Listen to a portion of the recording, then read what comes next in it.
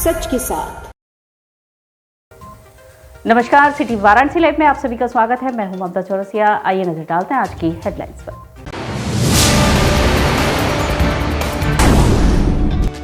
MNREGA budget आवंटन में 30% कटौती से आक्रोशित मनरेगा मजदूरों द्वारा ब्लॉक का घेराव। विद्युत मजदूर पंचायत के पूर्वांचल के 21 जिलों के विद्युत कर्मियों ने किया प्रदर्शन।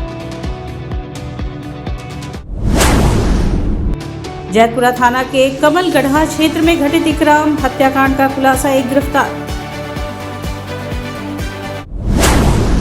और गुरुधाम मंदिर में रामायण पर आधारित पेंटिंग प्रतियोगिता, शामिल हुए नगर के कई स्कूलों के छात्र छात्राएं। और अब खबरें विस्तार से। विद्युत मजदूर पंचायत के पूर्वांचल के 21 जिलों के विद्युत कर्मियों ने भिखारीपुर स्थित एमडी कार्यालय पर प्रदर्शन किया। विद्युत मजदूर पंचायत उत्तर प्रदेश के बैनर तले मानक के अनुरूप आवश्यक सुरक्षा उपकरण उपलब्ध न कराए जाने के कारण विद्युत संविदा कर्मियों की विद्युत दुर्घटनाओं में हो रही असमय मुद्दों का समाधान द्विपक्षीय वार्ता द्वारा न किए जाने के विरोध में पूर्वांचल विद्युत वितरण निगम लिमिटेड के समस्त जिलों के विद्युत कर्मियों ने भिखारीपुर स्थित प्रबंध निदेशक कार्यालय पर प्रबंधन के ध्यानाकर्षण हेतु धरना प्रदर्शन किया। विद्युत मजदूर पंचायत आरबी सिंह और आरके वाही ने बताया कि पंचायत द्वारा प्रबंध निदेशक कार्यालय को दिनांक 21 जनवरी 2023 को नोटिस प्रेषित करते हुए एवं 31 जनवरी को अनुस्मारक प्रेषित करते हुए पूर्व में ही सूचना दे दी गई थी कि यदि 1 फरवरी 2023 तक सभी समस्याओं का समाधान नहीं किया गया तो पूर्वांचल के विद्युत कर्मी विद्युत मजदूर पंचायत उत्तर प्रदेश के बैनर तले 2 फरवरी 2023 को प्रबंध निदेशक कार्यालय पर प्रबंधन के ध्यान आकर्षण हेतु धरना प्रदर्शन करेंगे, परंतु नोटिस पर ध्यान नहीं दिया गया, जिसके कारण विद्युत मजदूर पंचायत उत्तर प्रदेश के लोग आज भिखारीपुर प्रबंध निदेशक कार्यालय पर धरना प्रदर्शन किए तथा अपनी मांगों को बुलंद किया। उन्होंने कहा कि आज हम 1 दिवसीय ध्यानाकर्षण प्रदर्शन कर रहे हैं, इसके बाद भी अगर प्रबंधन हमारी बातों पर ध्यान नहीं दिया तो हम इससे बड़ा आंदोलन करने को बाध्य होंगे।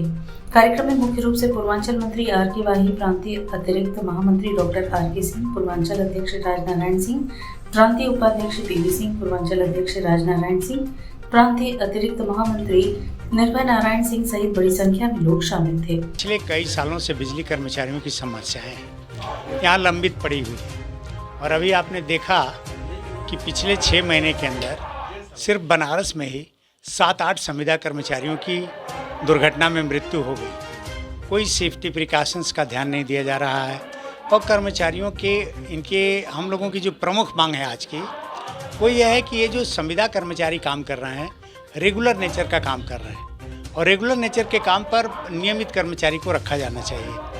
तो हम लोगों की मांग ये है कि पूरे प्रदेश में जो लगभग 80,000 संविदा कर्मचारी काम कर रहे हैं संविदा के रूप में, जो 10,000 और 12,000 रुपये वेतन पे काम कर रहे हैं, इन लोगों को अस्थायी सेवा में लिया जाए और इनको पूरा वेतन दिया जाए जो बिजली कर्मचारियों को मिलना चाहिए।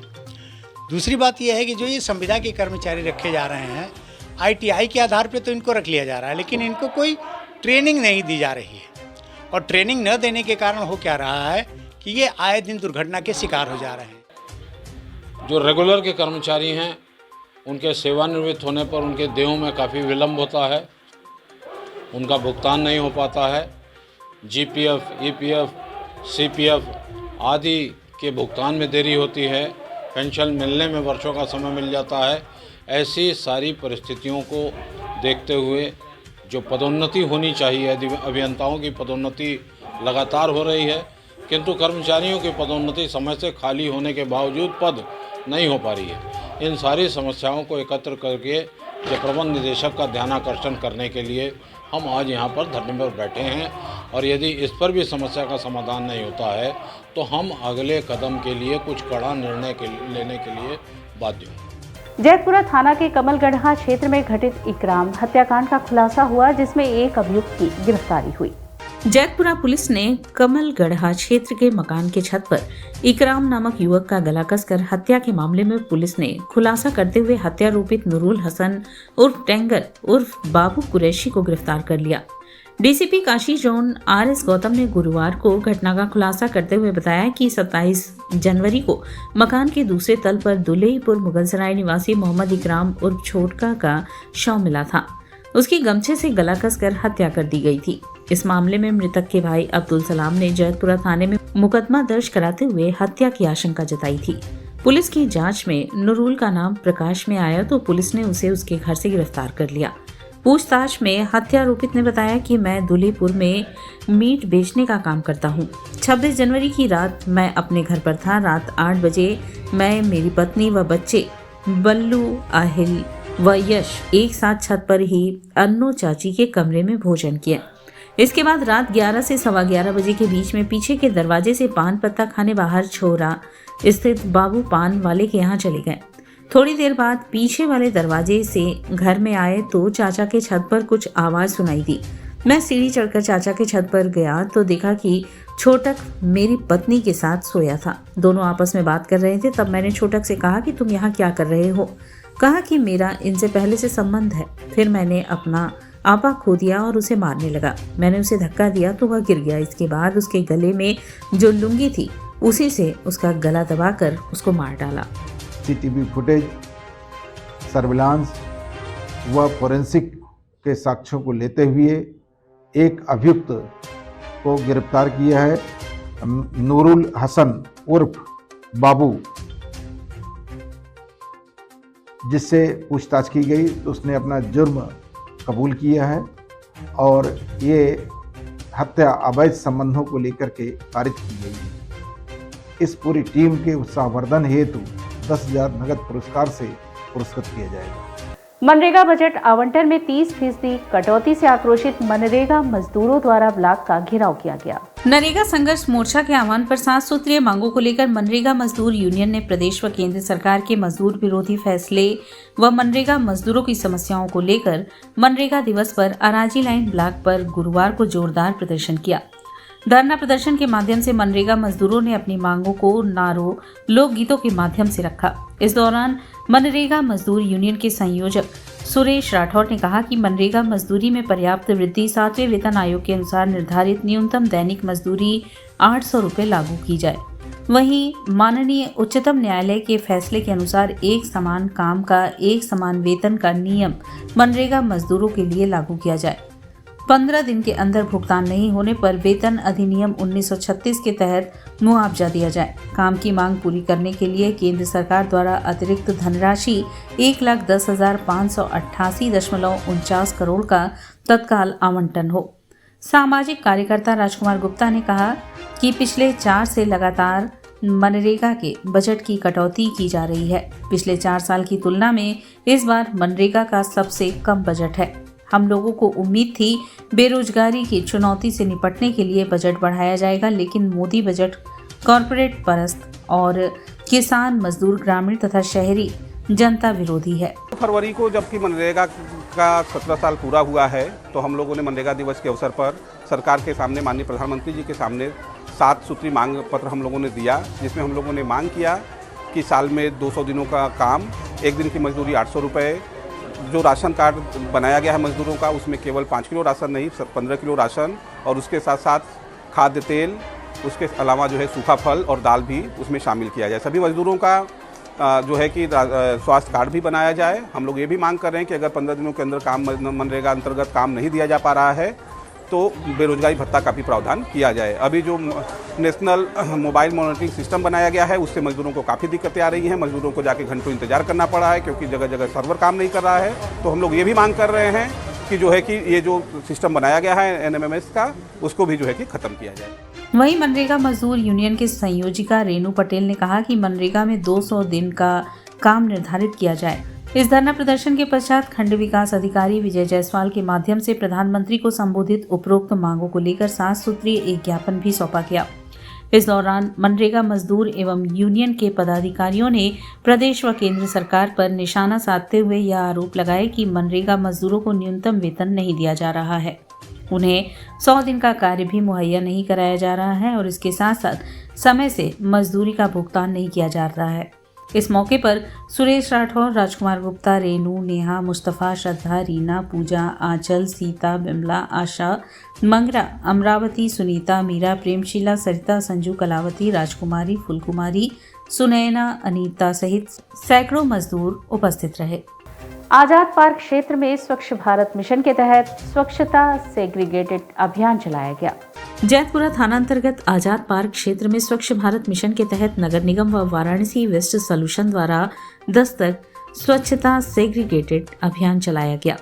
यह अभियान निरंतर 1 फरवरी से 31 मार्च तक चलना है, जो 3 चरणों में बांटा गया है।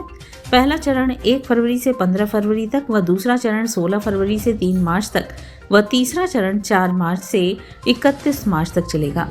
अभियान में मुख्य रूप से सफाई एवं खाद्य निरीक्षक भानु प्रताप सिंह व क्षेत्रीय पार्षद अफजल अंसारी, सैनिटरी सुपरवाइजर मुस्ताक अहमद, बबलू यादव आदि उपस्थित रहे। 1 फरवरी से लेकर 15 फरवरी तक लगातार ये मेरा अभियान चल रहा है। अभियान का मतलब है कि जिसके घर में सूखा कूड़ा हो वो अलग से दे, जो गीला कूड़ा है वो अलग से दे। उसके बाद में 16 फरवरी से लेके 3 मार्च तक लगातार हमारा अभियान चलेगा। अभियान का मकसद ये कि लोग 10 बजे मेरा सुपर आने के बाद भी जो लोग कूड़ा फेंक देते हैं, हम लोग अपील उनसे करते हैं कि वो कूड़ा अपने सुपर को ही दे, वो ना बाहर फेंके, जिससे हर बार ये होता है कि बनारस सर्वे में सफाई व्यवस्था में पीछे आ जाता है। ये जो शासन की तरफ से जो निर्देश आया है, मैं अपने इंस्पेक्टर के लेके, जैतपुरा के इंस्पेक्टर और तमाम संस्थाओं के लेके आज ये हम लोगों ने अपने जनता के बीच में आए हैं कि जनता को जागरूक करना है कि वो समय से कूड़ा दे, चाहे वो गीला कूड़ा हो चाहे वो सूखा कूड़ा हो। इसके बाद फिर 3 मार्च से 31 मार्च तक हम लोगों का अभियान चलेगा कि जो लोग हम लोगों की बात नहीं मानते उनको समझाने के बाद उन पर नगर निगम वाराणसी कार्रवाई करेगा। इस बात की कार्रवाई करेगा कि भाई सुपर आया उसको कूड़ा दीजिए। फिर कूड़ा फेंकने के बाद जो गंदगी होती है, हम लोगों का प्रयास कहीं ना कहीं विफल हो जाता है। इसी के लेके ये अभियान के तहत आज जैतपुरा के सैनिटरी इंस्पेक्टर तमाम मेरे सुपरवाइजर के साथ वार्ड नंबर 70 कटेर के अंतर्गत हम अपनी जनता को जागरूक किए और शासन का जो मैसेज था हम लोगों ने देने का काम किया। विश्व वेटलैंड दिवस पर नमामि गंगे ने पुष्कर तालाब की सफाई कर स्वच्छता का संदेश दिया। विश्व वेंटिलेट दिवस पर Namami Gange 39 GTC 137 CETN BN 39 आरंभ गंगा टास्क फोर्स के जवानों ने धार्मिक ग्रंथों में महात्म्य रखने वाले पुष्कर तालाब पर स्वच्छता अभियान चलाया। शुद्ध जल के लिए जागरूकता बनाए रखने हेतु पुष्कर तालाब की आरती उतारी। टीम ने तालाब के किनारे पड़े कूड़े कचड़े पॉलिथीन को साफ किया। आजादी का अमृत महोत्सव के तहत किए गए आयोजनों में राष्ट्र ध्वज लेकर अर्ध भूमि के संरक्षण हेतु सभी ने संकल्प लिया। जलकुंभी से भरे पुष्कर तालाब के लिए आसपास के लोगों ने स्वच्छता बनाए रखने की अपील की। पौराणिक तालाब के अस्तित्व को बचाने के लिए प्रशासन से गुहार लगाई। तालाब के जीर्णोद्धार और सुंदरीकरण के लिए आवश्यक कदम उठाने की मांग की। नमामि गंगे काशी क्षेत्र के संयोजक राजीव शुक्ला ने बताया कि प्रत्यक्ष और प्रत्यक्ष रूप से वेंटिलेट विश्व के स्वच्छ पानी के उपयोग का सबसे बड़ा स्रोत है। ऐसे में वेंटिलेट का संरक्षण के आज के समय में काफी जरूरी हो गया है।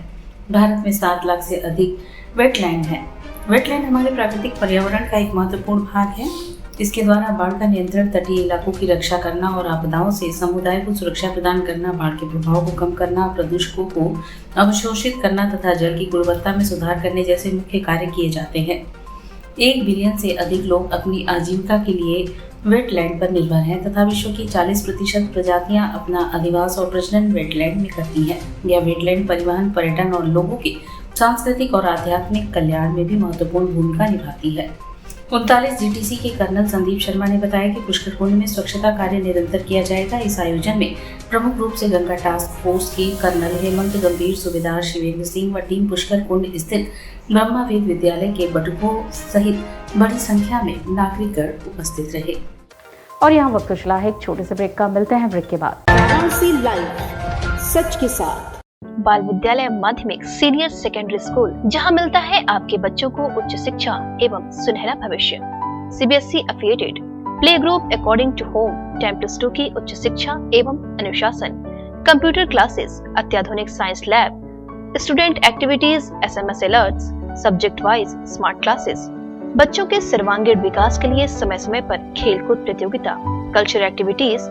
50 वर्षों से अनुभवी शिक्षकों के साथ हमने बनाया आपके बच्चों का बेहतर कल। ट्रांसपोर्ट फैसिलिटीज विद GPS, क्योंकि हम हैं बाल विद्यालय। तो आज बनाएं अपने बच्चों का बेहतर कल। Admissions open. बाल विद्यालय सीनियर सेकेंडरी स्कूल, प्रहलाद घाट एवं डोगरी, वाराणसी। कोरोना वायरस ने देश में एक बार फिर से रफ्तार पकड़ ली है।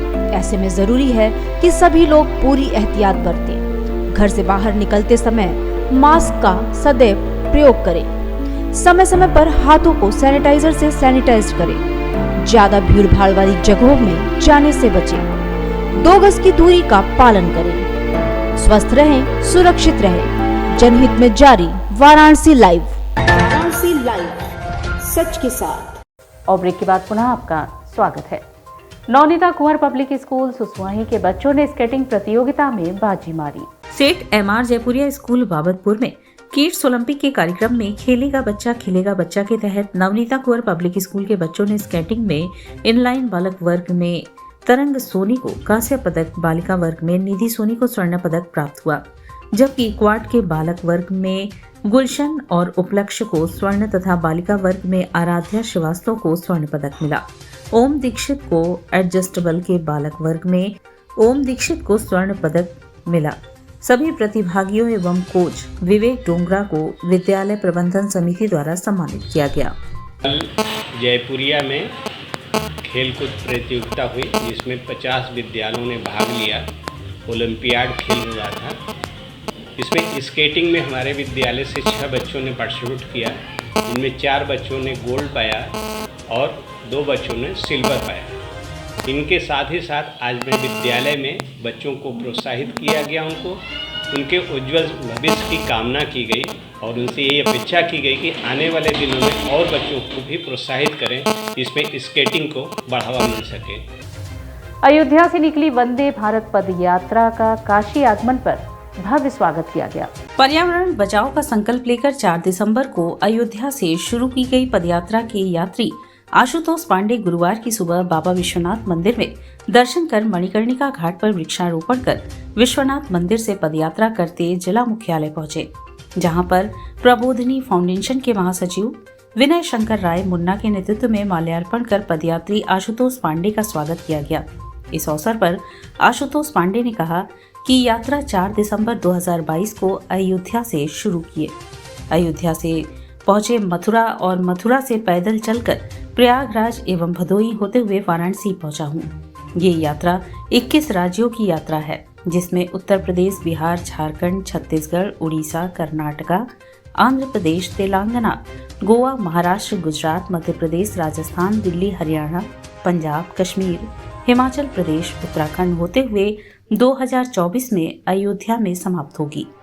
इस दौरान 10,000 वृक्षारोपण, 1,000 स्कूल में जाकर युवाओं और बच्चों को पर्यावरण और शिक्षा के प्रति जागरूक करते हुए 10 लाख नीम, पीपल, तुलसी, गिलोय और आंवला का वृक्ष लगाने का संकल्प दिलवाया जाएगा। वंदे भारत पदयात्रा की शुरुआत 4 दिसंबर 2022 को अयोध्या से करें। यह राष्ट्र अच्छा राष्ट्र निर्माण को लेकर की गई है, जिसमें 10,000 वृक्षारोपण किया जा रहा है और 10 लाख वृक्षारोपण को करवाने का संकल्प दिलाया जा रहा है पूरे राज्य में, जिसमें हम 21 राज्यों की यात्रा करेंगे। यूपी, बिहार, झारखंड, छत्तीसगढ़, उड़ीसा, कर्नाटका, तेलंगाना, गोवा, महाराष्ट्र, मध्य प्रदेश, राजस्थान, दिल्ली, हरियाणा, पंजाब, कश्मीर, हिमाचल प्रदेश, उत्तराखंड, उत्तर प्रदेश आऊँगा 2024। ये चीज कहाँ से मिला?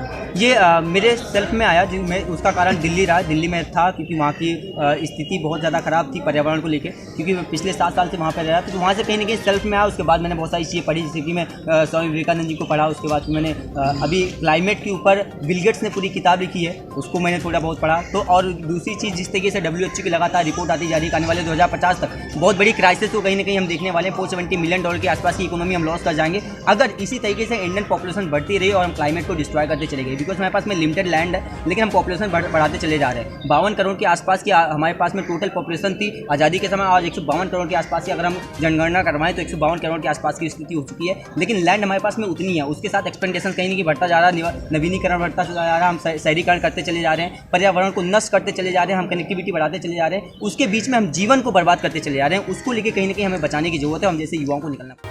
विद्यापीठ में उमंग युवा महोत्सव 2023 के दल गठन हेतु छात्र छात्राओं की विविध प्रतियोगिता का आयोजन हुआ। G20 सम्मेलन व आजादी के अमृत महोत्सव के अवसर पर महात्मा गांधी काशी विद्यापीठ के छात्र कल्याण संकाय के तत्वाधान में उमंग युवा महोत्सव 2023 के दल गठन हेतु छात्र छात्राओं की एकांकी, मुख्य अभिनय, on the spot painting, poster निर्माण, कार्टून, रंगोली प्रतियोगिता का आयोजन गुरुवार को ललित कला विभाग परिसर में संपन्न हुआ। इस प्रतियोगिता में लगभग 70 छात्र छात्राओं ने भाग लिया।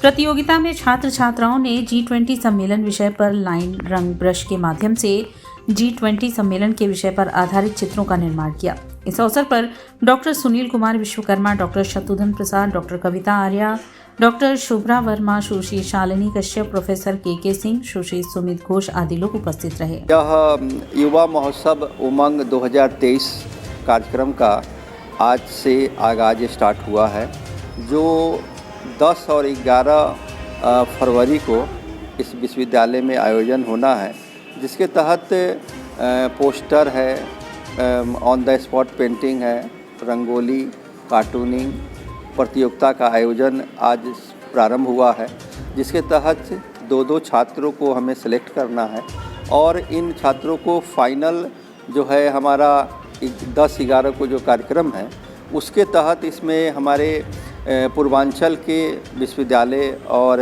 महाविद्यालय और हमारे 400 जो संबद्ध कॉलेज हैं वो इस कार्यक्रम में भाग लेंगे और उसके तहत जो है फर्स्ट, सेकंड, थर्ड प्राइज़ दिया जाएगा। उन्हें सर्टिफिकेट और पुरस्कार, मेडल की व्यवस्था की गई है, जिसके तहत उन्हें पुरस्कार दी जाएगी। गुरुधाम मंदिर में रामायण पर आधारित पेंटिंग प्रतियोगिता का आयोजन हुआ, जिसमें नगर के कई स्कूलों के छात्र छात्राएं शामिल हुए। पीएम मोदी के संसदीय क्षेत्र वाराणसी में रामायण कॉन्क्लेव का आयोजन किया जा रहा है, जिसके तहत प्रसिद्ध गुरुधाम मंदिर में बड़ी संख्या में छात्र छात्राओं ने जन जन के रामायण की टीम पर विभिन्न प्रकार की पेंटिंग बनाई। छात्र छात्राओं ने अपनी पेंटिंग कला के माध्यम से रामायण काल के विभिन्न मुद्राओं को बनाया, जिसमें राम जन्म से लेकर हनुमान, संजीवनी बूटी, लंका दहन, शिला बनी अहिल्या के साथ रामायण, हनुमान, विभीषण सहित अनेक प्रकार की सुंदर पेंटिंग छात्र छात्राओं ने उकेरा। इस कार्यक्रम में भाग लेने वाली जानवी मिश्रा ने बताया कि तुलसीदास द्वारा रचित श्री रामचरितमानस और वाल्मीकि द्वारा रचित रामायण के विभिन्न प्रसंगों का आज हम लोगों ने यहाँ पर चित्रण किया। बहुत ही अच्छा लगा। हम सब ने मिलकर विभिन्न प्रकार की पेंटिंग बनाई। आदित्य अग्रवाल ने बताया कि यहाँ पर रामायण थीम पर पेंटिंग प्रतियोगिता का आयोजन किया गया। हम सभी ने यहाँ पर हिस्सा लिया। विभिन्न छात्र छात्राओं ने अलग अलग रामायण काल के चित्र बनाए। किसी ने सीता जी को समाधि लेते हुए और किसी ने लंका दहन और किसी ने रामजन्म की पेंटिंग बनाई। कार्यक्रम संयोजक डॉक्टर सुभाष चंद्र यादव ने बताया, रामायण कॉन्क्लेव का आयोजन किया गया है, जिसके तहत जन जन के राम आज पेंटिंग प्रतियोगिता का आयोजन किया गया, जिसमें सैकड़ों की संख्या में छात्र छात्राओं ने पार्टिसिपेट किया और विभिन्न प्रकार की खूबसूरत पेंटिंग बनाई। आज जो पेंटिंग कंपटीशन है यह बनारस में रामायण कॉन्क्लेव का आयोजन किया जा रहा है 3 और 4 फरवरी को काशी हिंदू विश्वविद्यालय के कला संकाय प्रेक्षागृह में। तो उसी के उपलक्ष्य में आज गुरुधाम मंदिर परिसर में सभी स्कूल के बच्चों का पेंटिंग कंपटीशन रखा गया है। रामायण के ऊपर श्री राम और रामायण यह विषय है। रामायण के विविध प्रसंगों पे बच्चे चित्र बना रहे हैं। इस पूरे आयोजन का उद्देश्य है कि भगवान श्री राम के आदर्शों का, रामायण के जो आदर्श हैं जिससे समाज में समृद्धि रहे, शांति रहे, इसका प्रचार प्रसार किया जाए और इसके लिए सबसे उपयुक्त है कि भावी पीढ़ी जो है उसको अधिक से अधिक हम उससे जोड़ सकें। इसी के लिए आयोजन है। इसके अंतर्गत आज चित्रकला प्रतियोगिता है। कल और परसों जो विशद रूप से आयोजन किया जा रहा है इसमें विद्वानों की संगोष्ठी भी है, बच्चों के लिए क्विज कंपटीशन है, बच्चों के द्वारा रामायण और काव्य पाठ है, फिर शहर के विविध स्कूलों के बच्चों द्वारा सांस्कृतिक कार्यक्रम कराया जाएगा और उसके अतिरिक्त बड़े कलाकारों का भी सांस्कृतिक कार्यक्रम है। तो इसका मूल उद्देश्य है लोगों को भगवान श्री राम और रामायण के आदर्शों से जोड़ना। कालिका धाम इंटर कॉलेज का 75वां वार्षिकोत्सव धूमधाम से मनाया गया। पूर्व स्वतंत्रता सेनानी निहाला सिंह की स्मृति में बने कालिका धाम इंटर कॉलेज का 75वां वार्षिक उत्सव मनाया गया। 75वें वार्षिक उत्सव कार्यक्रम में मुख्य अतिथि स्कूल के पूर्व छात्र रहे मध्य प्रदेश के भिंड जिला के जिला जज देवेंद्र प्रसाद मिश्र थे। इस मौके पर जिला जज ने स्वतंत्रता सेनानी रहे निहाल सिंह के 116वीं जयंती के अवसर पर उनके प्रतिमा पर माल्यार्पण कर कार्यक्रम की शुरुआत की। मीडिया से बातचीत करते हुए जिला जज देवेंद्र प्रसाद मिश्र ने बताया कि भारत सरकार की ओर से बनाए गए नई शिक्षा नीति वर्तमान समय में चल रही शिक्षा नीति से लाख गुना बेहतर साबित होगी।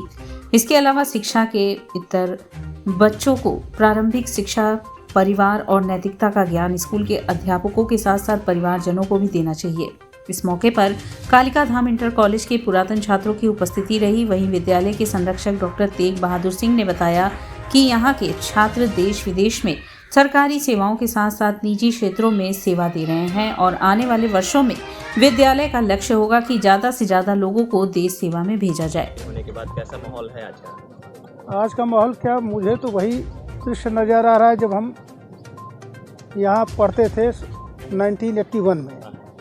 साइकिल से आते थे, नदी पार करके आते थे और यहीं से हमारा नींव रहा है। फिर उत्तरोत्तर नींव चूँकि मजबूत था, यहाँ जो शिक्षा का नींव था, आगे बढ़ते गए सफलता मिलती गई।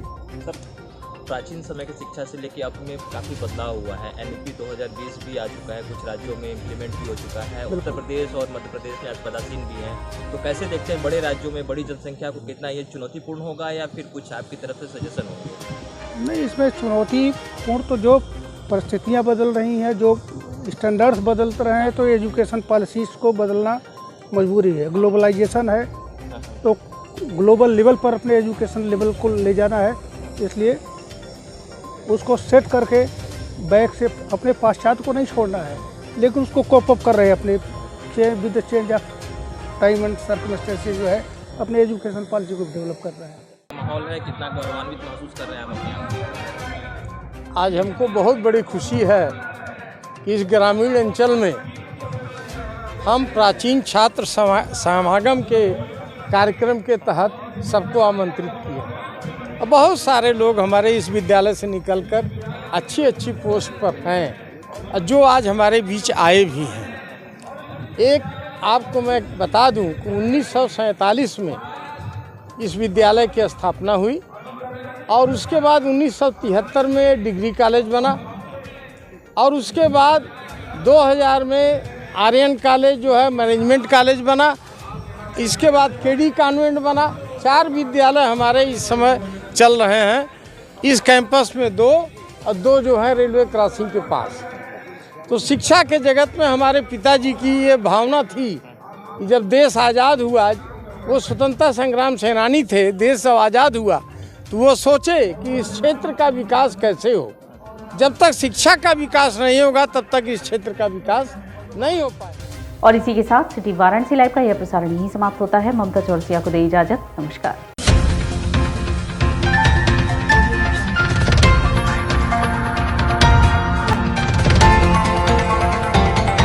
वाराणसी लाइव, सच के साथ।